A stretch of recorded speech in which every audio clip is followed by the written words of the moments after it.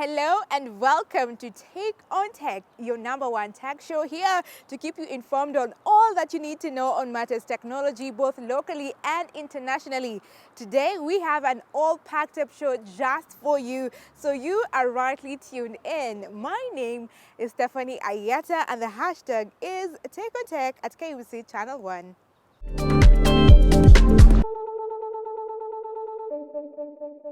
On today's question of the day, which will be addressed later on in the Tech Talk with Grace Githaiga, we want to get your opinion. What do you understand by cloud data storage? Talk to us at Take on Tech, KBC Channel 1, using the hashtag Take on Tech.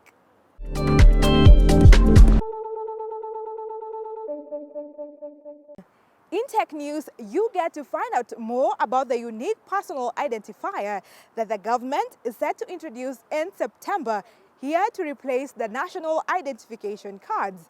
And internationally, we tell you about Elon Musk's brain chip firm that has finally received an approval from US Food and Drug Administration for its first human testing. This and much more in our Tech News Roundup.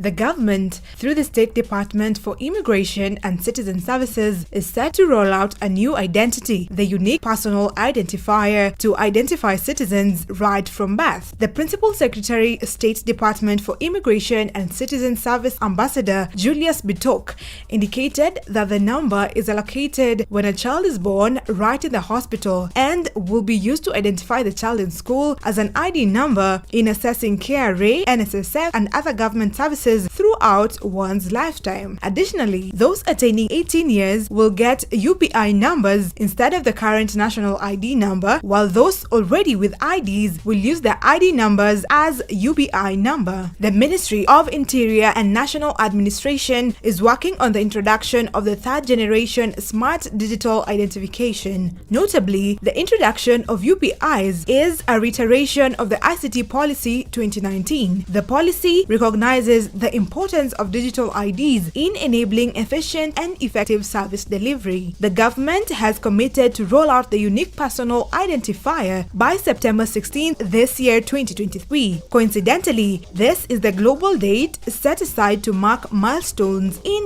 digital identity. Some of the benefits of a UPI are that there will be 100% registration of births, better registration of deaths, with the benefit of easy access to digital death certificates, improved collection and maintenance of accurate government records, among others. On the other hand, digital IDs raise serious privacy and security concerns. This primarily is on the collection and storage of personal information. The Data Protection Act 2019 requires a data protection impact assessment to be conducted before digital ID program is rolled out. Currently, it is not clear if this has been done.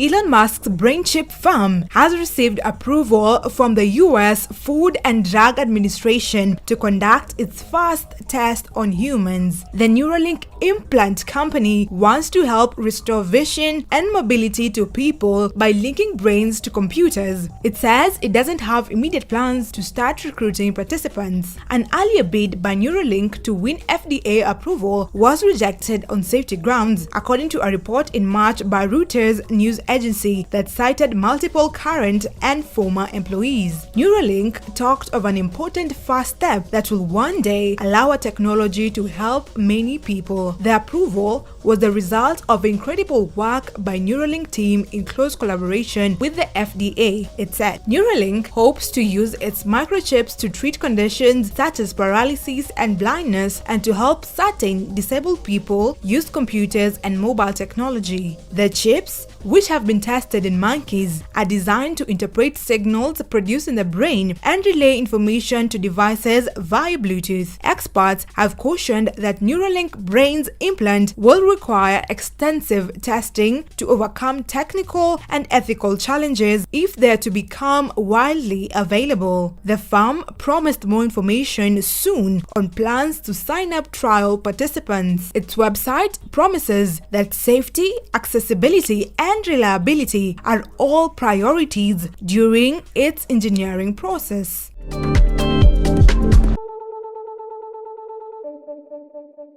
In Tech of the Week, we want to expound more on the previous story we told you about Elon Musk's brain chip farm. We want to tell you what this company is all about so that you get an understanding of it. So here it goes.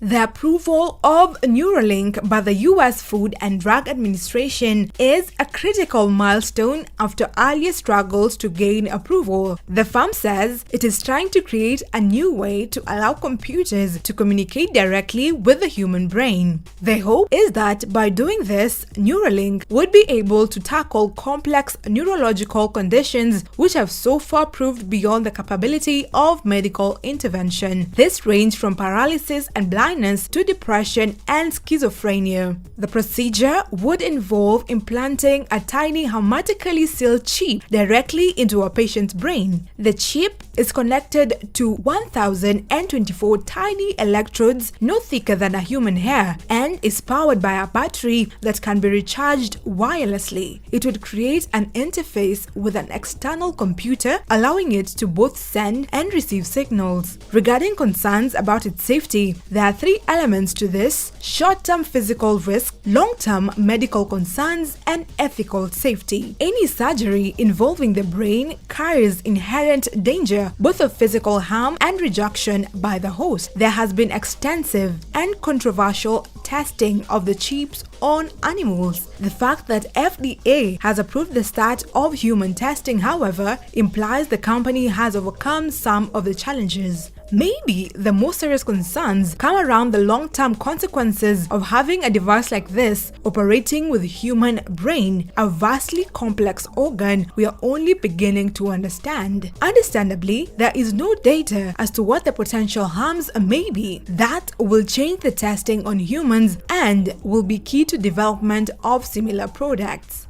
The firm was founded in California by Elon Musk and a team of 7 scientists and engineers in 2016. Elon Musk brings an entrepreneurial approach to tackling an issue which many see as fundamentally scientific. He also inevitably brings something else: publicity. He is one of the most recognizable and controversial people on the planet. BlackRock Neurotech are working on similar products, also implanting chips into the human brain. There's a lot of different work being done. However, not all of it is so invasive. Meta, the parent company of Facebook, are thought to be working on wearable tech that would allow people to type with their minds. Which of these firms will succeed? That will come down to which technology works best and who can prove to regulators and markets that it is safe.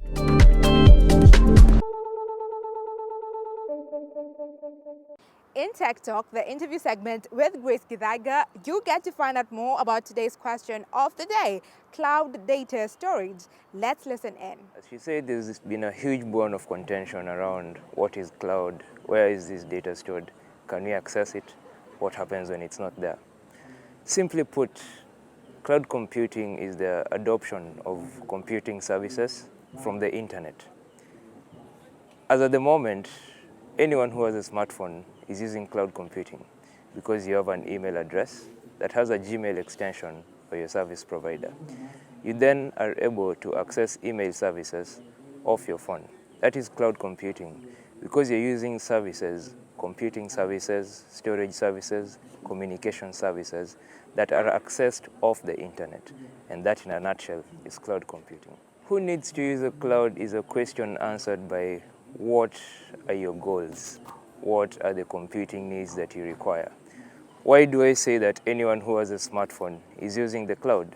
Well, first of all, the cloud runs on physical computers. The difference between the cloud and the laptop that you have in your home is that the laptop is there with you at your geographical location, whereas cloud computing services run on a computer that is geographically separate from where you are, but as I said, accessed over the internet. So do you need email services? Instead of setting up a server in your house, which will be expensive, you consume Outlook Cloud, you consume Google Cloud. Do you need to communicate with anyone? you consume cloud by using the communication services of the internet. So do you need to use cloud? What is your goal? What do you then need to do to adopt a cloud strategy? I think it all starts from a business point where you look at where do we want to go as a business with our IT infrastructure. What are some of the advantages of using the cloud that you don't get on premises? Therefore, once you identify the business need of what cloud computing will offer you, then you have an end goal so that you can work with timelines and particular steps along the way. Once you do that, then you identify the gap. What is it that I need to do to reach this goal in terms of computing and infrastructure? Once you know the gaps that you're supposed to fill, then you analyze your teams around you. Who do I have? Do I have the right person to implement this strategy? Do I have the right people to walk this journey of using these cloud services? And finally, once that has happened, then you have an implementation plan of actually consuming workloads in the cloud. So your strategy revolves around identifying your needs, looking at the gaps that you have, evaluating if you have the right people, and finally coming up with an implementation plan to walk the journey. Yeah, so as you have said, KBC has a backlog of data that is stored perhaps somewhere physically, and the risk to this is unimaginable. It could be a fire, could be a burglary, could be dampness that destroys the records that they have. How then do they move these to the cloud? We have a migration assessment plan, whereby you look at what you have, we call it on premises, where they are physically stored. Once you look at these and how they are running, then you develop a strategy of moving them one by one. That is your migration plan. And once you have them in the cloud, then you define a strategy of how they should be accessed and put. Well, many organizations are currently moving to the cloud, but they do not know how to move to the cloud. Therefore, we do assessments for them. An assessment is analyzing what you're currently running. Do you have 50 laptops in the office that are storing data one by one because you could not consolidate all these into one? We then access the 50 laptops. We see that this is the storage they have. Calculating that storage and the power they need to run in the cloud, we move your data safely to the cloud and give you ways of accessing it easily. Again, it is cheap because it's a pay-as-you-go, so you get to pay only for the services that you consume. And that is one of the wonders of cloud. Of course, referring back to my Google example that I gave earlier, most of us don't pay for the email services that we use. But when your consumption reaches a particular level, then Google prompts you to now pay for the services that they offer you. Because as you adopt technology across all fields, the question of do we have the right people to implement this technology for us comes up. The question of what is the cost of hiring new people comes up. Well, as IT staff, we are people who learn every day. There's new technology every day. AI is on the news all over the place. The question is, will I be replaced? What do I need to do? Well then, for an organization like KBC, as you say, you do not need to hire new people. No, you need to retrain these people to use the new technologies that are moving with us. Because again, what does this technology do for us? This technology increases efficiency. This technology reduces cost. This technology improves operations. And the goal of that, or the end result of all these efficiency, cost, and operations is the business makes more profit, the business runs more smoothly. So again, to answer your question, you do not need to hire new people. No, IT people are super people in the head. They just need to sit down and train.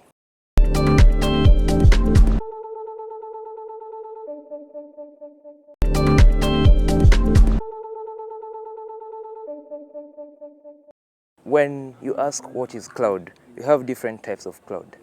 There's one, public cloud, and this is your Google, AWS, and Amazon Azure. So this is where the public stores their workloads and operates them in the cloud. We have private cloud, and private cloud is offered on-prem. An organization such as mine will come up with the infrastructure and host KBC's workloads within that data center. Whereas we have hybrid cloud that inculcates both public and private cloud. Now, back to your question of do we have local clouds in our country? We have private cloud in in our country.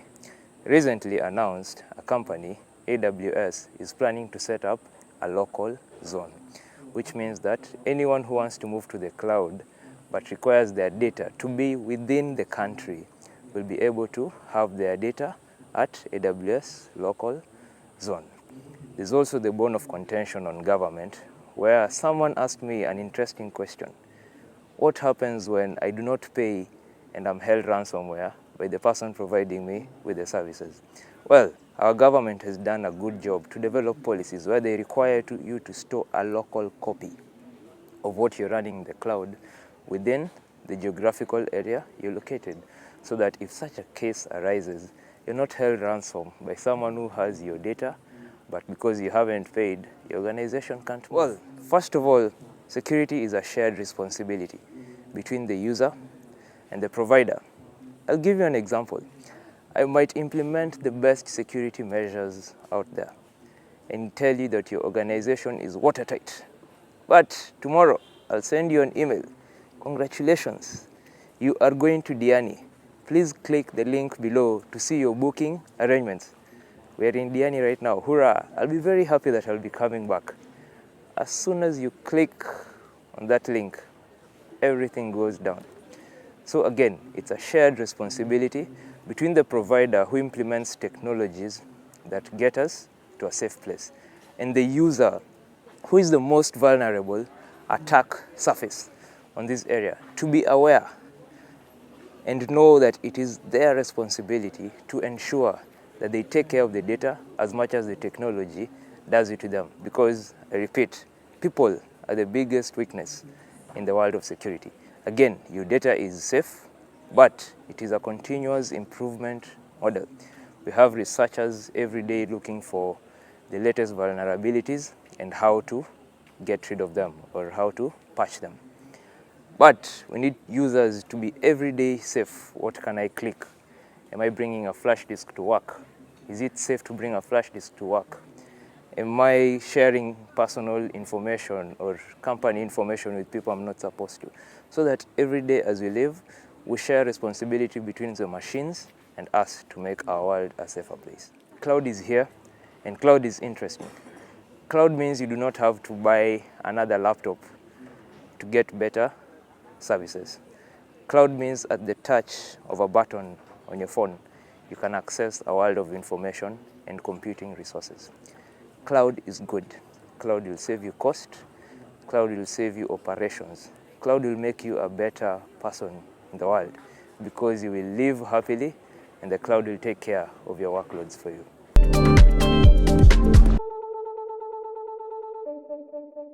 In Innovators Club, we try to challenge you to think outside the box and try something new. And that's why we have a special DIY for you today, for you to try out and then tell us how it goes. Check it out.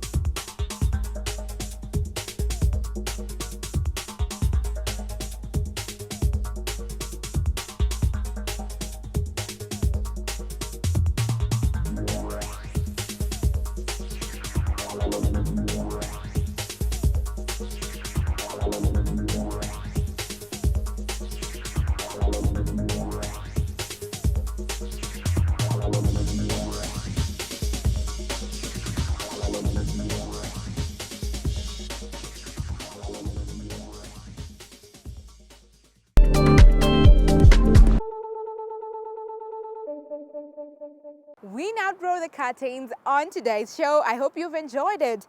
But the conversation is still ongoing on our social media platforms, that is at KBC Channel 1. So answer us the question we are asking you, which is, what is your understanding of cloud data storage, especially coming from the interview segment? Talk to us using the hashtag #TakeOnTech. My personal handle is at Stephanie Ayieta. Let's next week, same time, same place. Until then, let's keep it tech. Adios.